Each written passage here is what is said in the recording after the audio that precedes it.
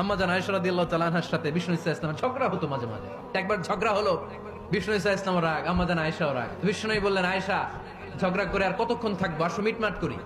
আয়েশা রাদিয়াল্লাহু বললেন, ঠিক আছে মিটমাট করুন। তো বিষ্ণু ইসা ইসলাম বললেন, মিটমাটের জন্য কারে ডাকবো? ওমরে ডাকি। কয় না, ওমর অনেক রাগে, আমার ডর লাগে। কয় তাহলে তোমার আব্বারে ডাকি। কয় ডাকে। ডেকে নিয়ে আসা হলো।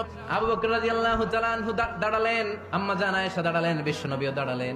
বিশ্বনবী বললেন, আয়েশা তোমার আব্বা আসছে, এবার ঘটনা খুলে বলার পালা, তুমি বলবা নাকি আমি বলবো? আম্মা জান আয়েশা বললেন, আপনি বলেন, তবে যেটা ঘটছে ওইটাই বললেন, মিথ্যা কথা কইেন না। আবু বকর রাদিয়াল্লাহু তাআলা আনহু রেগে মেগে আগুন। কি বিশ্বনবীকে মিথ্যা কথা কখনো বলবে? রেগে মেগে দিলেন মেয়ের গালে এক চড়। বাবার হাতের থাপ্পড়কে আম্মা জান আয়েশা উল্টে বললেন। সাইয়েদনা আবু বকর রাগে গড়গড় করছেন, আবার মারার জন্য তেড়ে গেলেন। এবার বাঁচার জন্য আম্মা জান আয়েশা বিশ্বনবীর পিছনে যে আশ্রয় নিলেন, বিশ্বনবী বাঁচানোর জন্য দুই হাত মেলে দাঁড়িয়ে গেলেন। বিশ্বনবী যখন দুই হাত মেলে দাঁড়িয়ে গেলেন, সাইয়েদনা আবু বকর রাদিয়াল্লাহু আনহু থেমে গেলেন।